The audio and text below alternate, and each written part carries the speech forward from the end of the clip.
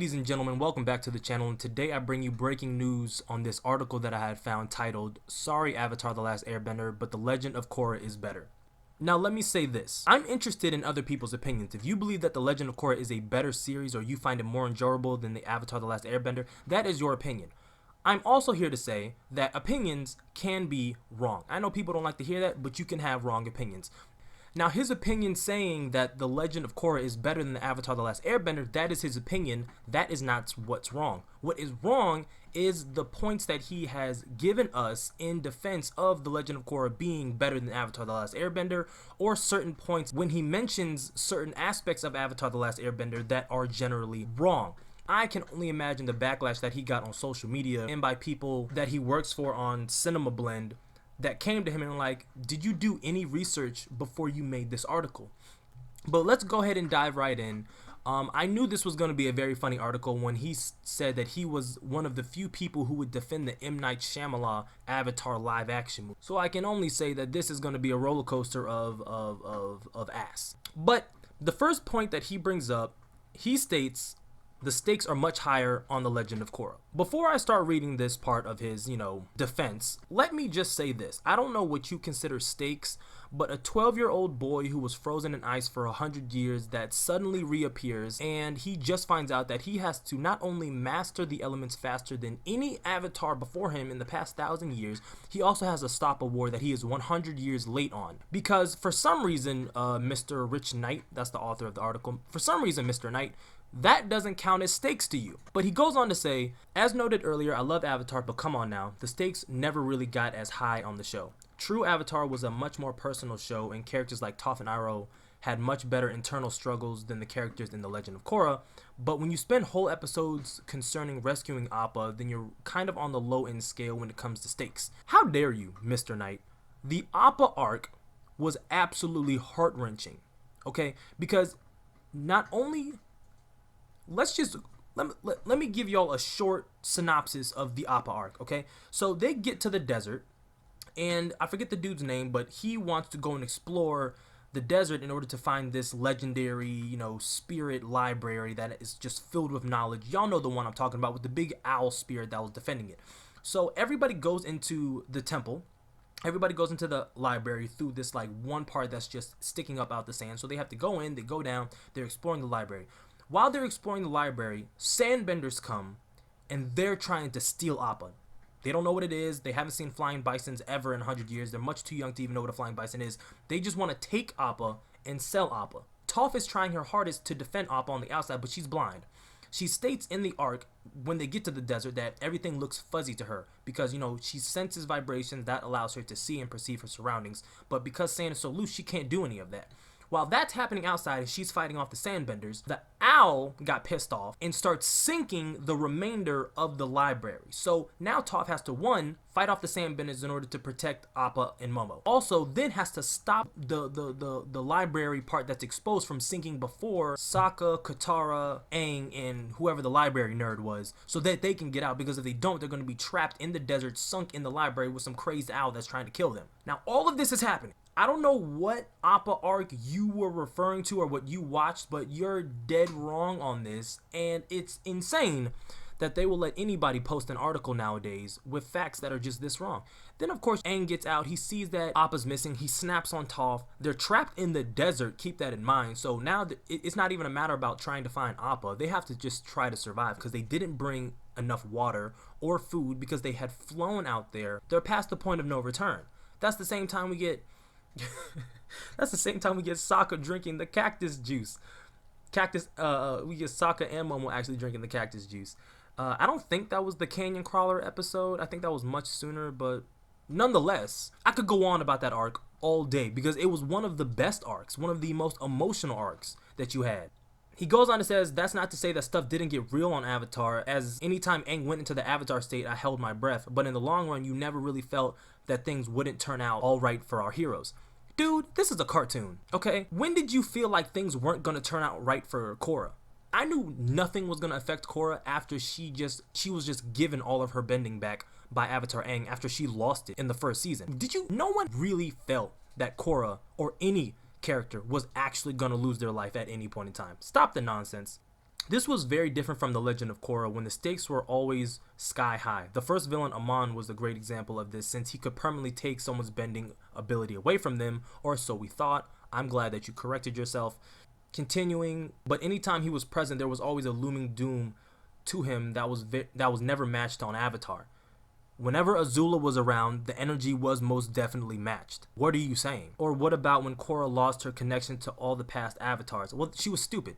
She was stupid. That's what happened. And she still lost all of her connections. I mean, I don't know what to tell you. That's not really saying the stakes were high. I mean, yeah, the stakes were high then, but the stakes were there for Aang as well. Any avatar can lose the connections to their past lives. If you're killed within the avatar state, then you lose the connection. She lost the connection because she had the actual spirit ripped out of her. But any avatar can lose the connection. The ramifications of that were and are huge, and I tense up just thinking about it. That's why I feel The Legend of Korra has much higher stakes than The Last Airbender. When it plays with the lore, it plays for keeps. But it doesn't play for keeps. Everything that Korra lost, she got returned to her, minus the connection to the past avatars. She lost her bending, she got all of her bending back. She lost the avatar spirit, she got the avatar spirit back. It didn't play for keeps at all. His second point is that he says, I think the action is much more on The Legend of Korra too. Okay, I'm not going to read this part because, you know, I agree with it. But he's basically saying that it was non-stop action in The Legend of Korra versus Avatar The Last Airbender, which is, it's true. There was more action in The Legend of Korra, and in my personal opinion, that's really all The Legend of Korra had to fall back on was the non-stop action that you were given season after season. It didn't focus on the characters, it focused on the plot and building the story much more. So in this case, I do agree with him. Actually, I lied. I do want to bring up this one point. He says, I always really liked how the animation looked when it came to the bending on Avatar, but the action was rarely awe-inspiring. Besides a few fights, I feel like one of the major aspects that had potential but was never fully realized was the action. This is another reason why I kind of dig the movie, since the action was utterly epic at times. I know you're not talking about those dance sequence fighting scenes that we saw, okay? It looked like everybody was choreographed when it came to fighting. Please don't make me bring up the floating rock of doom when they were in the Earth Kingdom and they were fighting the Fire Nation. The floating rock of doom moves so slowly. There's no way that they got hit by that rock. Oh, the CG was horrible. A rule of thumb, if you don't have the money to do it, don't do it, because the fights in the live action movie were tragic. Absolutely tragic. And just to point out, since I did read that, when it comes to Avatar, and the same thing you have with old anime, I don't look at Legend of Korra as doing something so much better than The Last Airbender, only because I look at the new animation style that we see in new cartoons, well, not cartoons, but new anime, as I look at it as evolution. You can't compare something that was made in 2004 to something that was made in 2013, 2014 and say, oh, it's so much better, that's why it's better. No, it's evolution. That's like comparing animation or cartoons from 1960. You wouldn't compare Tom and Jerry animation to Demon Slayer Kimetsu no Yaiba, because too much time has passed. So much of an evolution has happened since then that it's only understandable that you would have crisper, brighter, more vivid animation now than in the past. He does make a comment. He says all the bending fights were amazing. He says all of the bending fights were amazing, and I especially like how metal bending was expanded on this show, as well as how new abilities like lava building came into play. Plus the animation was just so much more fluid. Like I said, it was just an evolution of animation. It has nothing to do with the actual show itself. But yes, that is probably my most favorite aspect of The Legend of Korra, and why I was so invested in it, because of the different styles of bending that came from like the sub bendings of the main bending styles. Lava bending, metal bending, flying, astral projecting, lightning bending. We already saw lightning bending, but yeah, you get the point. Blood bending we already saw, and I guess if you want to say ice bending, you know, them forming ice. But yeah, it's nothing that we had already saw. Everything we had already saw. All the bending fights were amazing, and how metal bending was expanded on, I guess. But metal bending had just been discovered in The Last Airbender. Regardless, his third point, absolutely wrong. The world building is superior on The Legend of Korra. Ba Sing Se is awesome. The Fire Nation is awesome. In fact, all of the different nations in Avatar were amazing, but I much prefer the steampunk aesthetics of The Legend of Korra. That is your personal preference. I do not like steampunk aesthetics. The Legend of Korra, because if anything, The Legend of Korra is a story about change. The replacement of the old guard, the march towards progress, and the steampunk elements of Korra make that all fully realized. I love the movers, I love the metal bending police force, and while I don't love the pro bending league, I respect how it builds upon the idea that bending has been advanced to the point that it's become a part of everyday life and actually separates the benders from the non-benders, which I always found intriguing. What show did you watch? What Avatar The Last Airbender did you watch? You could not have watched the one that everybody else watched, because there's no way that you find the Legend of Korra the Legend of Korra world building superior to the Avatar The Last Airbender. There's little, if any, world building in The Legend of Korra, and if there was world building, it was almost to no place new that we didn't see. Republic City is probably the only new place that we saw. I could be wrong. I don't know every place off the top of my head, but I do know the mass majority of places that we saw in the mass majority of places that we saw in Avatar The Last Airbender that we did not see in The Legend of Korra. Why would you go back to old places? You could have expanded the world even more, gave us new islands. Not only did we go to all the major areas, we went to the Northern Air Temple, the Southern Air Temple. We went to the Northern Water Tribe, the Southern Water Tribe. We saw Ember Island. We saw Avatar Roku's Island. We saw the Fire Nation Island, Chameleon Island, Kyoshi Island. We saw Amashu, Ba Sing Se, the desert, the Grand Canyon place that had the crawlers. We saw the spirit world. I can't believe you actually put that in your article, Mr. Knight, as a reason that you think The Legend of Korra is better than Avatar The Last Airbender. I want to reiterate my point that I made earlier. This isn't a matter of him liking The Legend of Korra over The Last Airbender. The points that he is making are what's wrong with this article. It's a straight up fallacy. There is not better world building in Legend of Korra, and these are facts that I'm giving you to prove that your opinion is wrong. The next point he makes, and I don't see how this is benefiting or even enhancing it. He says the extra season helped. The Last Airbender had 3 seasons, The Legend of Korra had 4. Avatar feels complete as a series. Yes, it does, because they completed the damn series and they did everything that they were supposed to. It didn't need an extra season after it because they needed to tie up loose ends. The Avatar feels complete as a series. Yes, there are only 3 seasons or books and only 61 episodes, but the show rarely wastes any time. Why are you saying but like it's a problem? Anyway, but the show rarely wastes any time, and each episode gives enormous growth to the characters and to the mythology. But even though The Legend of Korra only has 52 episodes, I really think having a 4th season helped to round out Korra's character arc. Because honestly, Korra was, in my opinion, one of the least interesting characters in the first 2 seasons, but I really warmed up to her in the 4th season because she was the least interesting character in the first...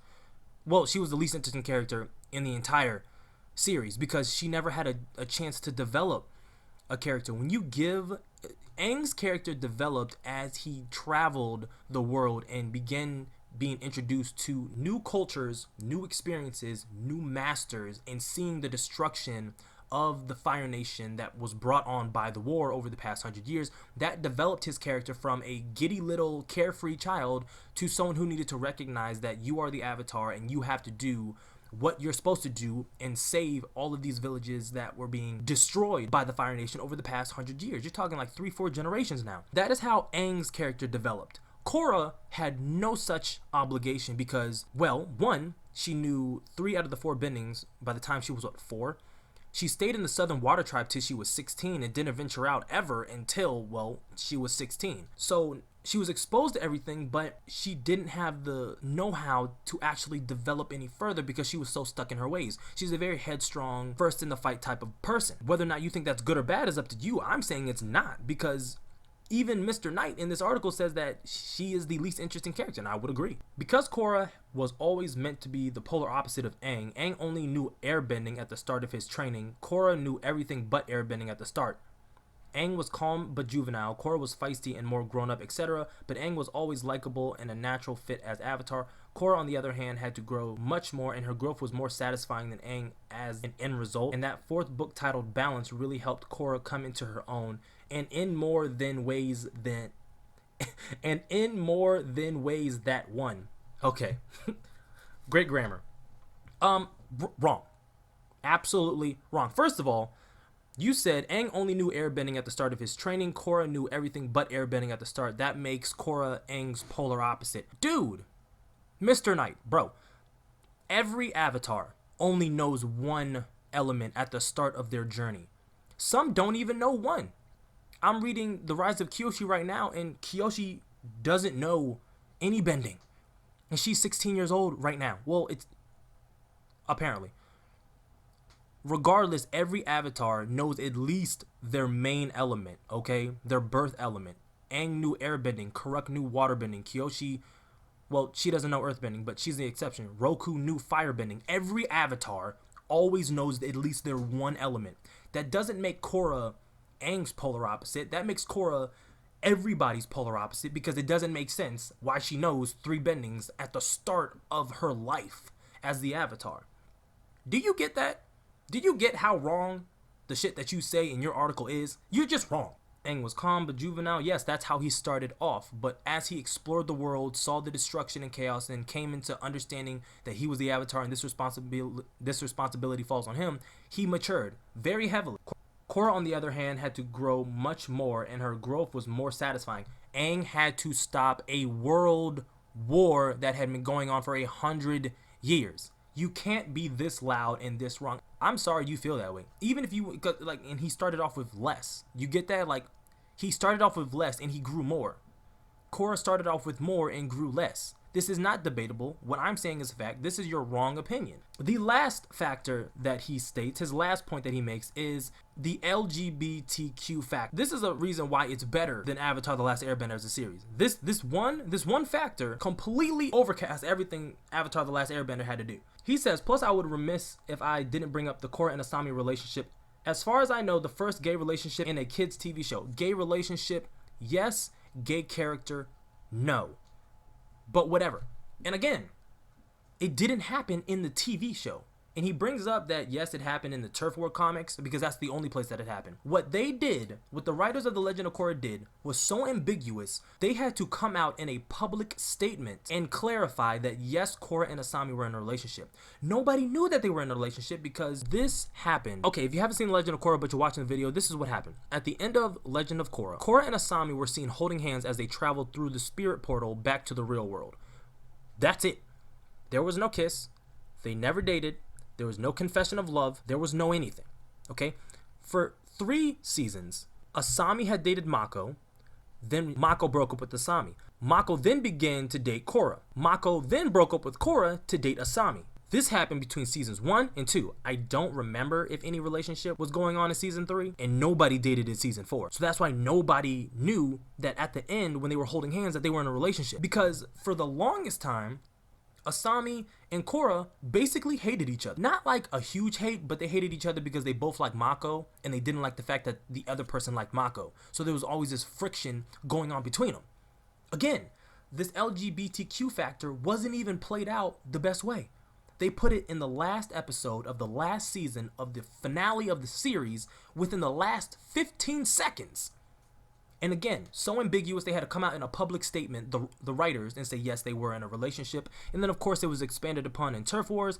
But regardless, that is not a factor that can be used to say that a series is better than the other, because it wasn't a factor. You can't say it's a factor when it was in the last 15 seconds of the entire series, because nobody knew it. The idea that a Nickelodeon show would be the first to stand behind gay rights still can't be overlooked. Did it? Did it stand behind gay rights? Look, I have no issue with the LGBTQ community, but did in The Legend of Korra, please, somebody who was a part of the community, please say, don't go and watch the whole series. I would never wish that upon my worst enemy. Go to the very last episode, skip to the last 60 seconds. I cannot make this up because it is nowhere else in the entire series. Skip to the last 60 seconds, watch the last minute of the series, and tell me if what you see is accurate representation or any representation. Prove me wrong if I'm wrong, but this article is complete garbage. All right. Now the series in and of itself is an enjoyable series to watch. If you haven't, I would actually recommend that you do, because it's an interesting spin. Just know everything is extremely rushed. Everything about The Legend of Korra is extremely rushed, and that is like the polar opposite of what we got in Avatar The Last Airbender, because everything was meticulous and drawn out in Avatar The Last Airbender. Actually, while reading this, when I was reading it and he says Avatar The Last Airbender only had 61 episodes, it doesn't feel like 61 episodes. I was having a conversation on Twitter with this girl, Raya, and she had also mentioned it. She was like, you know, Avatar is only 3 seasons and only has 61 episodes. And all of us in the comment section were shocked because it doesn't seem like that. I made a comment and I was like, there's no way. I watched Avatar for like 5 years straight. It's not only 61 episodes, but it is. They did so much in The Last Airbender that it doesn't seem like. However, The Legend of Korra really does seem like it's only 4 seasons and like 51 episodes. I don't see how you have longer seasons but fewer episodes. Regardless, if you believe, if you believe that The Legend of Korra is better than Avatar The Last Airbender, that is your opinion. If you believe that you enjoy The Legend of Korra more than you enjoy Avatar The Last Airbender, that is your opinion, and that is okay. That is not what's wrong with this article. What is wrong with this article is his supporting facts, because the facts are wrong. His opinion can be his opinion, but the facts that are used to support his opinion is what's wrong, and I cannot support that. But that is all I have for you today. If you made it to the end, thank you for rocking with me. If you are new, go plus ultra and smash that subscribe button. Lets me know you rock with the content that I put out on this channel. I am trying my best to get back into making videos. I have way too much time on my hands not being essential, and school's not in. Schools are logged out. Hopefully, I can get back to school in August and everything's okay, but I mean, I just have so much time on my hands. It's ridiculous. I am going to have The Rise of Kyoshi Chapter 3 for y'all very shortly. I also have another article review. I think I'm going to push more to article reviews as well, and reviewing people's opinions, and not arguing their opinions, but arguing the facts that they have surrounding the opinions, because facts can be wrong, opinions cannot. I stand by that. I live by that. Like the video, share the video, comment on the video, all that fancy stuff, and like always, keep it safe and wrap it tight. I'm out. Use frag. Frag out! I got movement. Frag out!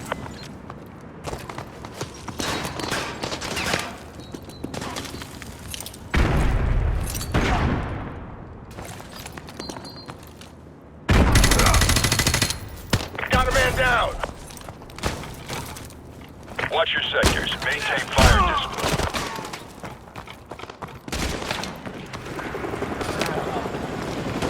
Victor 2, roving into sector Papa, Quebec.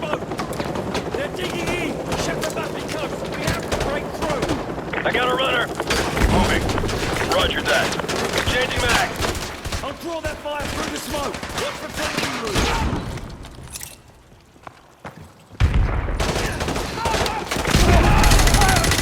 We got a man down. Dies the pancake. Take your spot. Hostiles have penetrated deep into the complex. Terminate. Extreme pressure.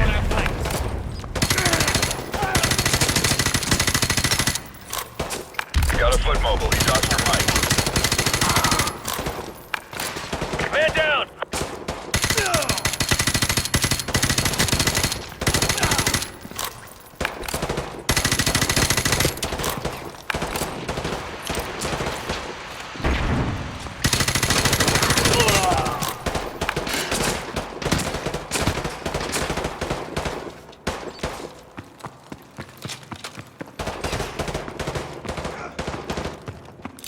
Disciple 3, flank through sector, Charlie Zulu.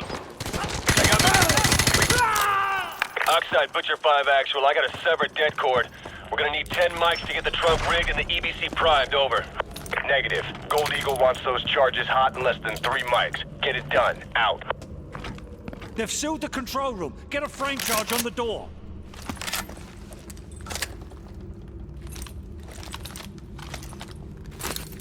Alpha team, fall back to route.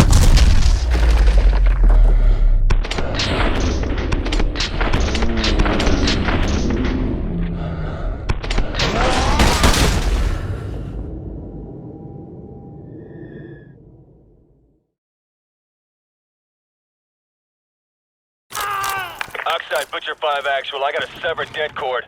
We're gonna need 10 mics to get the trunk rigged and the EBC primed, over.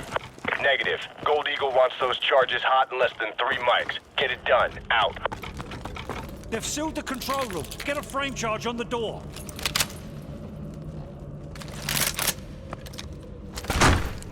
guys are armored up.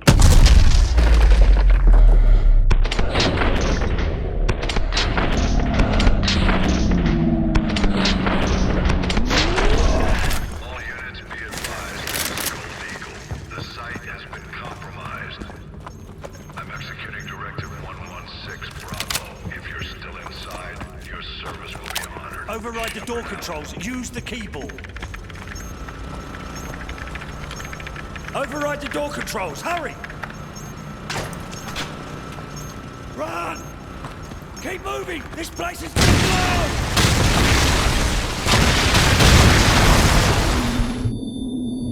Excalibur, this is Gold Eagle. Fire mission.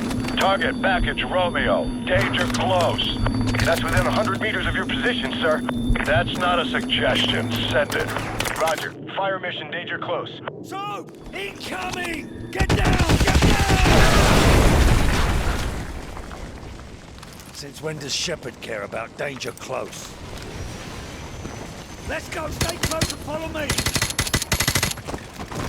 To the west, so go!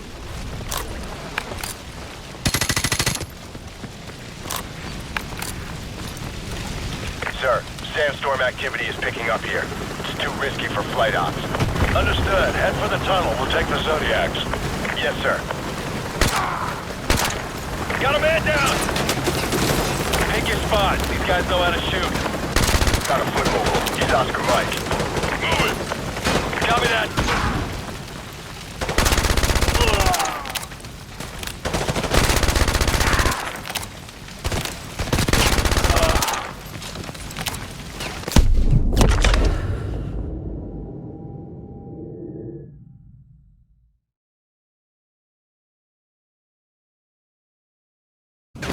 Enemy. Move it!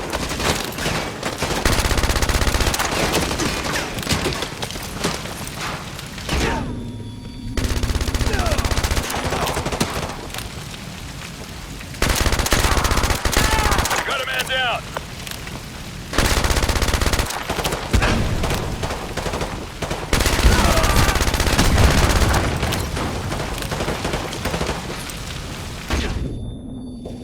Stay frosty, keep it professional. Heads up, Golden. They're Oscar Mike.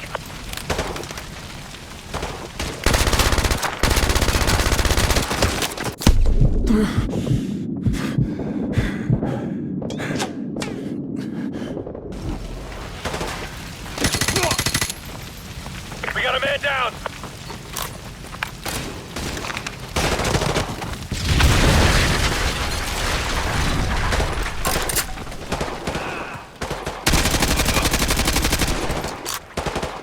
Pushing around the flank. You guys are predictable. Enemy foot mobile, Oscar Mike.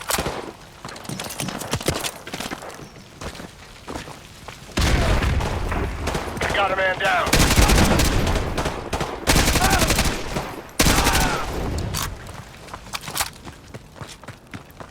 Head for the tunnel! He's getting away!